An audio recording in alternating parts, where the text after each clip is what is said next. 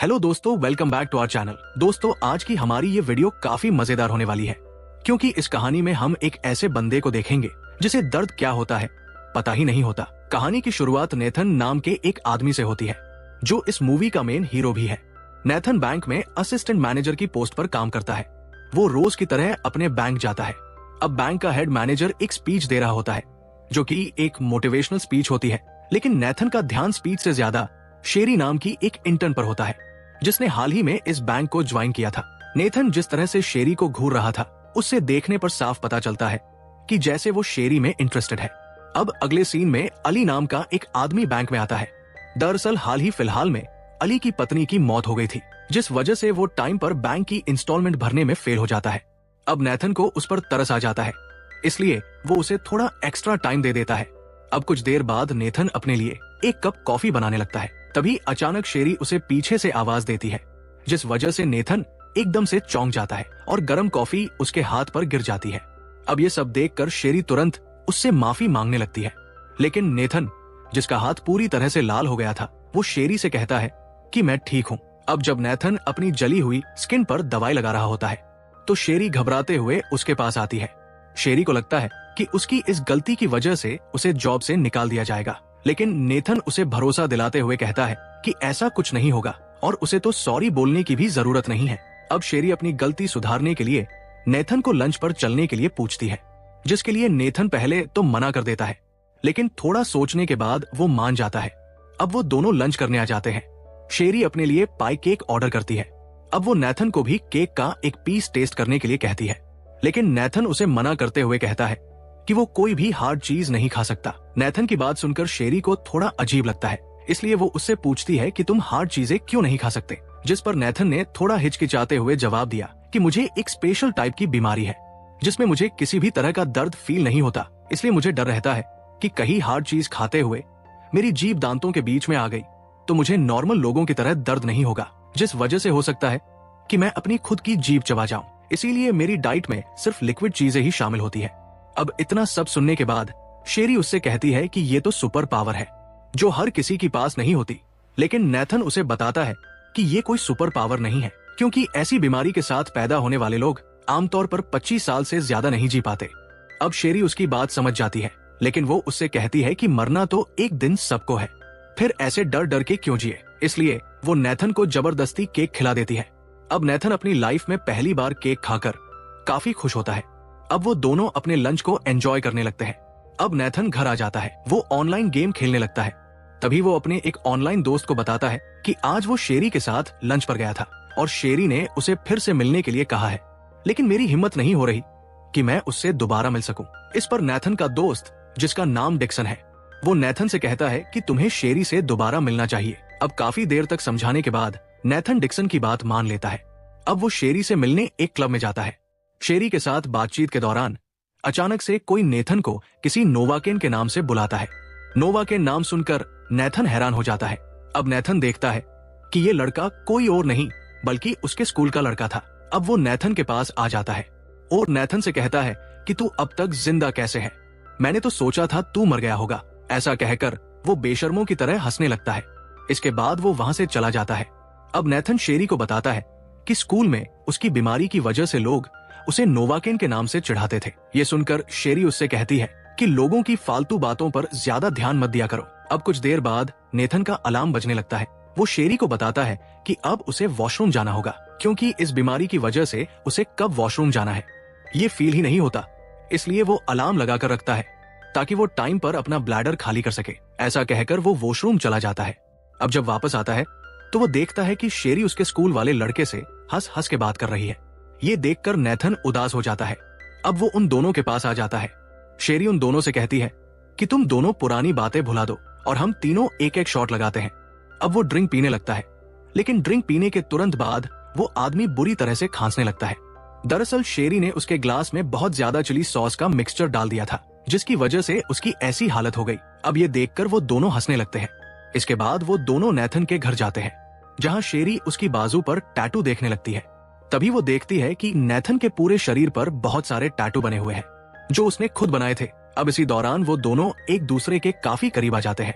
अगले दिन जब नेथन उठता है तो वो बहुत खुश होता है, क्योंकि शेरी से पहले उसकी कोई गर्लफ्रेंड नहीं थी और जो मोमेंट उसने शेरी के साथ बिताए थे वो उसकी लाइफ के सबसे अच्छे पल थे। अब वो उन पलों को याद करते हुए बैंक आ जाता है, लेकिन जैसे ही वो बैंक पहुंचकर शेरी से बात करने के लिए उसके करीब जाता है तो अचानक से बैंक में 3 आदमी सेंटा वाली ड्रेस पहनकर घुस जाते हैं। अब सबको लगता है कि ये कोई मजाक है, लेकिन तभी उनमें से एक आदमी अपनी गन निकालकर हवा में फायरिंग कर देता है। ये देखकर सब लोग डर जाते हैं, इसलिए सभी लोग अपनी जान बचाने के लिए जमीन पर लेट जाते हैं। अब उन गुंडों का लीडर बॉब बैंक के मैनेजर को उठाकर लॉकर को खोलने के लिए कहता है, लेकिन मैनेजर उससे कहता है कि तुम लोग ये सब ठीक नहीं कर रहे हो, अभी भी वक्त है, वापस चले जाओ, क्योंकि मैंने पहले ही सिक्योरिटी अलार्म ऑन कर दिया था, इसलिए 3 मिनट के अंदर पुलिस यहाँ आ जाएगी। अब मैनेजर की बात सुनकर बॉब को उस पर इतना ज्यादा गुस्सा आता है कि वो बिना सोचे समझे उसे मारने लगता है। इसी बीच उसकी दाढ़ी हट जाती है और मैनेजर उसे देख लेता है। अब अपनी पहचान छिपाए रखने के लिए वो मैनेजर को ही गोली मार देता है, जिस वजह से मौके पर ही मैनेजर की मौत हो जाती है। अब इसके बाद बॉब बैंक के असिस्टेंट मैनेजर यानी कि नेथन को अपने पास बुलाता है और उससे लॉकर खोलने के लिए कहता है। अब नेथन जब हेड मैनेजर की बॉडी देखता है तो वो सहम जाता है, लेकिन वो कुछ नहीं बोलता, इसलिए रॉबर्स का दूसरा आदमी उसे मारने लगता है। लेकिन नेथन को कुछ भी फील नहीं होता, इसलिए वो नेथन पर गन तान देता है।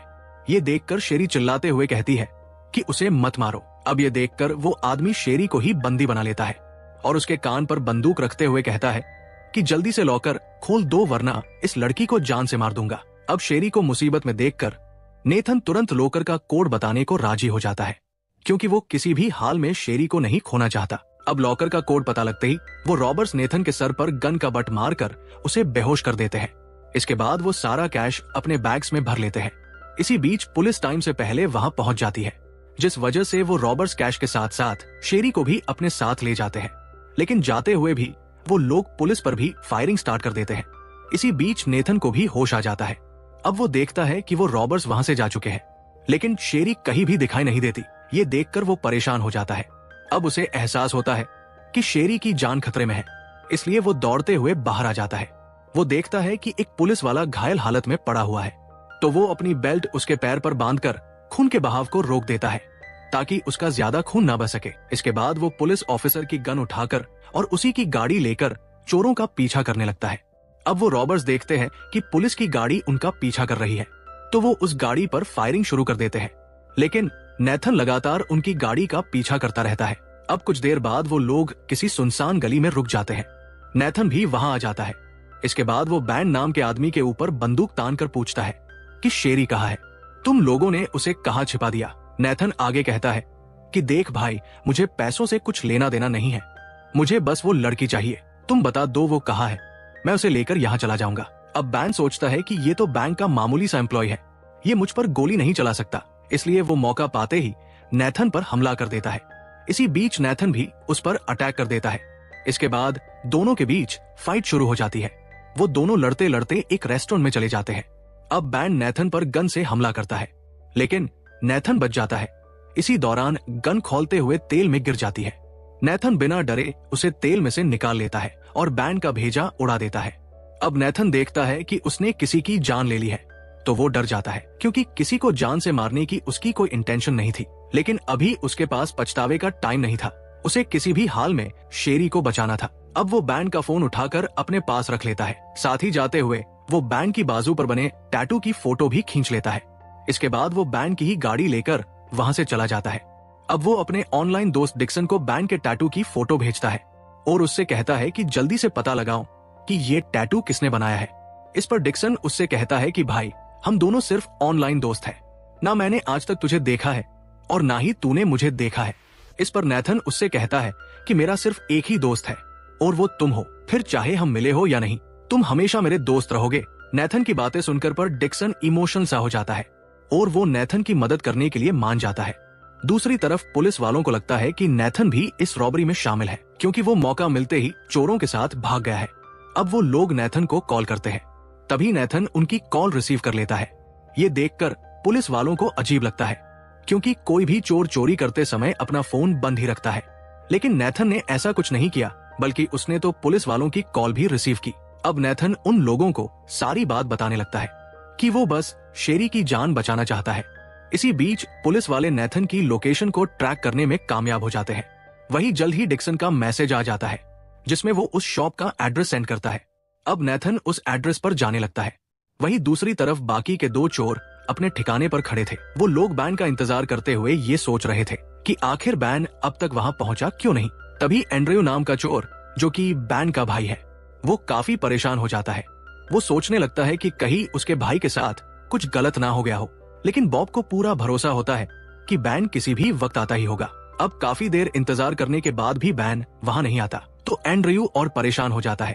तभी शेरी उन दोनों से कहती है कि तुम दोनों अपनी बकवास बंद करो। दोस्तों, अब कहानी में ट्विस्ट ये है कि अब हमें पता चलेगा कि शेरी भी इन चोरों के साथ शुरू से मिली हुई थी और वो नेथन के करीब भी सिर्फ इसलिए आई थी ताकि वो उससे बैंक के लॉकर का कोड जान सके। लेकिन वो सच में नेथन से प्यार करने लगी थी।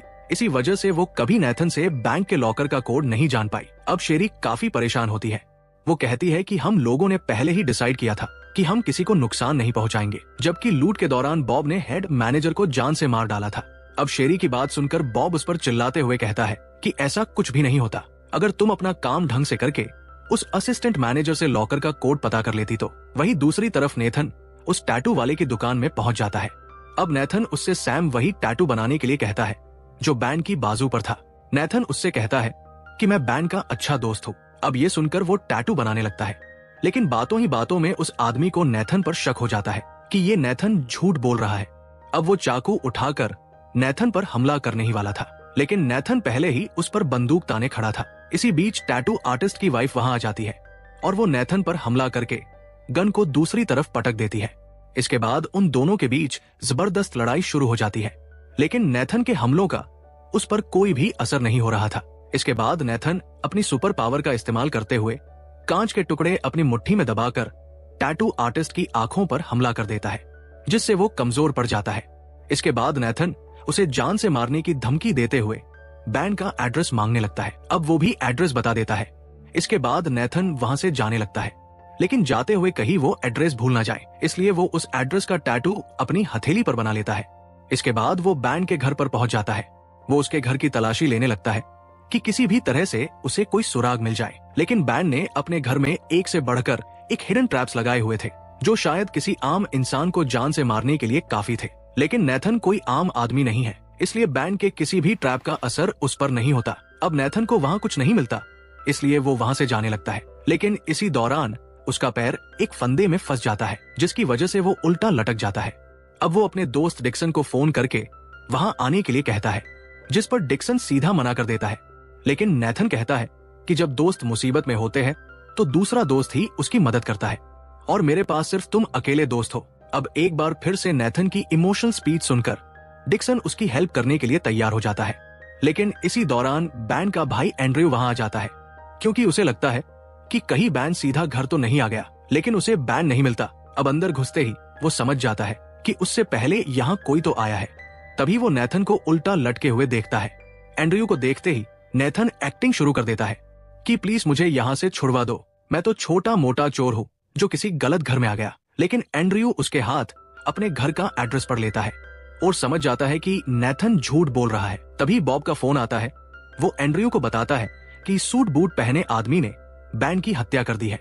नेथन को देखकर एंड्रयू समझ जाता है कि उसने ही बैन की जान ली है। अब वो भी नेथन को मारने का फैसला करता है, लेकिन मारने से पहले वो नेथन को टॉर्चर करता। वहीं नेथन भी दर्द में होने की एक्टिंग करता है, लेकिन असल में तो उसे कुछ भी फील नहीं होता। इसी दौरान डिक्सन वहां आ जाता है और वो एंड्रयू पर हमला करके उसे बेहोश कर देता है। डिक्सन को देखकर नेथन काफी खुश होता है और आज वो दोनों पहली बार एक दूसरे के आमने सामने आए थे। अब वो नेथन को छुड़ा लेता है। इसके बाद वो दोनों वहां से जाने लगते हैं, लेकिन तभी एंड्रयू को होश आ जाता है। अब उन लोगों के बीच फाइट शुरू हो जाती है, लेकिन नेथन एंड्रयू पर तीर से हमला करके वही गिरा देता है। इसके बाद डिक्सन कहता है कि तुम्हें अब सरेंडर कर देना चाहिए, लेकिन नेथन कहता है कि जब तक शेरी नहीं मिल जाती वो पुलिस के सामने नहीं आ सकता। वही पुलिस भी नेथन की लोकेशन ट्रैक करके बाहर पहुंच चुकी थी। तभी वो देखते हैं कि नेथन वहां से भागने की कोशिश कर रहा है, इसलिए वो जल्द ही उसे पकड़ लेते हैं। लेकिन वो नेथन नहीं बल्कि डिक्सन होता है, जिसने नेथन के कपड़े पहने हुए थे। अब पुलिस ऑफिसर डिक्सन को अरेस्ट कर लेते हैं। डिक्सन उनसे कहता है कि नेथन बेकसूर है। वही नेथन अब एक गैराज के बाहर पहुंच जाता है, जबकि बॉब शेरी के साथ वहां से भागने की फिराक में था। लेकिन अब शेरी उसके साथ कहीं नहीं जाना चाहती थी, क्योंकि उसे लगता है कि बॉब अब आम चोर नहीं बल्कि साइको बन चुका है, जो अपने मजे के लिए लोगों को मारता है। इसलिए वो अब इन सब से दूर रहना चाहती है। अब नेथन भी उनके पास आ जाता है। नेथन को देख कर बॉब तुरंत उसे पहचान लेता है। अब वो नेथन के हाथों में बंदूक देखता है, इसलिए वो नेथन का ध्यान डाइवर्ट करने के लिए उससे कहता है कि जिस लड़की की जान बचाने के लिए तुम यहाँ तक आ गए हो, वो लड़की तो तुमसे प्यार ही नहीं करती, बल्कि वो तो हमारे कहने पर ये सब कर रही थी। बॉब की बातें सुनकर नेथन को काफी बुरा लगता है, क्योंकि वो तो सच में शेरी से प्यार करने लगा था। तभी शेरी कहती है कि हाँ, ये सच है कि मैंने इन लोगों के कहने पर तुम्हारे साथ नजदीकियां बढ़ाई थी, लेकिन मैं सच में तुमसे प्यार करने लगी हूँ। मुझे सच में तुम्हारे साथ रहना अच्छा लगता है। लेकिन बॉब की बातें सुनकर नेथन पहले ही टूट जाता है और इसी मौके का फायदा उठाकर वो नेथन के हाथ से बंदूक छीन लेता है। इसके बाद वो नेथन को बुरी तरह से मारता है और उसे बेहोश कर देता है। इसके बाद वो नेथन को घसीटकर एक गाड़ी के नीचे ले जाता है और गाड़ी का पूरा वजन उसके ऊपर डाल देता है। अब वो नेथन को कुचलने ही वाला था, लेकिन तभी शेरी बीच में आ जाती है। वो कहती है कि तुम्हें पैसे चाहिए, तुम सारे पैसे लेकर यहाँ से चले जाओ, मुझे चोरी का कोई हिस्सा नहीं चाहिए, बस इसे मत मारो। लेकिन अब बॉब शेरी के सर पर ही बंदूक तान देता है। अब इससे पहले बॉब कुछ कर पाता, तभी पुलिस पीछे से उस पर गोली चला देती है, जिसकी वजह से वो भी गिर जाता है। वही पुलिस शेरी को अरेस्ट कर लेती है। इसके बाद एम्बुलेंस वहां आती है और नेथन को स्ट्रेचर पर लेटाकर हॉस्पिटल ले जाने के लिए रेडी किया जाता है। लेकिन तभी अचानक बॉब पुलिस वालों पर अंधाधुंध गोलियां चलाना शुरू कर देता है और अपने रास्ते में आने वाले हर इंसान को मारने लगता है। इसके बाद वो उसी एम्बुलेंस में बैठ जाता है जिसमें नेथन को ले जाया जा रहा था। अब वो एम्बुलेंस लेकर वहां से चला जाता है। अब कुछ देर बाद बॉब को पता चल जाता है कि नेथन भी इसी एम्बुलेंस में मौजूद है, इसलिए वो उस पर गोलियां चलाने लगता है, लेकिन नेथन खुद को बचा लेता है। अब नेथन देखता है कि एम्बुलेंस में करंट मशीन है, इसलिए वो उस करंट को अपने हाथों से पास करके बॉब के मुंह पर लगा देता है। अचानक करंट लगने की वजह से बॉब अपना कंट्रोल खो देता है और एम्बुलेंस उल्टी हो जाती है। इसके बाद वो नेथन को मारने के लिए आगे बढ़ता है, लेकिन तभी शेरी वहां आ जाती है। इसके बाद बॉब अपनी ही बहन को मारने लगता है। अब जब नेथन देखता है कि बॉब शेरी को मार रहा है, तो वो पीछे से बॉब पर हमला करके उसे मार देता है। इसके बाद वो शेरी की बाहों में गिर जाता है। अब उसके शरीर में इतनी भी ताकत नहीं बची थी कि वो शेरी को देख सके, लेकिन जाते हुए वो शेरी से अपने दिल की बात कहता है। शेरी भी उससे माफी मांगती है। अब अगले सीन में जब नेथन की आंख खुलती है, तो वो खुद को एक हॉस्पिटल में पाता है जहां उसका इलाज चल रहा था। अब डिटेक्टिव नैन्सी वहां आती है। वो बताती है कि नेथन ने जो कुछ किया वो सब बस जान बचाने के लिए किया, इसलिए उसे 6 महीने की हाउस होल्ड सजा होगी, जिसे वो हॉस्पिटल में रेस्ट करते हुए बिता सकता है। वही शेरी को 1 साल की सजा हुई थी। अब कहानी के लास्ट सीन में हम नेथन को देखते हैं, जो जेल में शेरी का बर्थडे सेलिब्रेट करने आया था, और कुछ टाइम बाद शेरी की सजा भी खत्म हो जाएगी, जिसके बाद वो दोनों खुशी से अपनी लाइफ जी पाएंगे। अब नेथन को अपने पास देखकर शेरी काफी खुश होती है और इसी के साथ ही हमारी इस कहानी की भी हैप्पी एंडिंग हो जाती है। उम्मीद करते हैं दोस्तों आपको ये मूवी पसंद आई होगी। ऐसी और भी मजेदार मूवीज देखने के लिए बने रहे हमारे साथ। मिलते हैं अगली वीडियो में, तब तक के लिए अपना और अपने परिवार का ध्यान रखें। राधे राधे।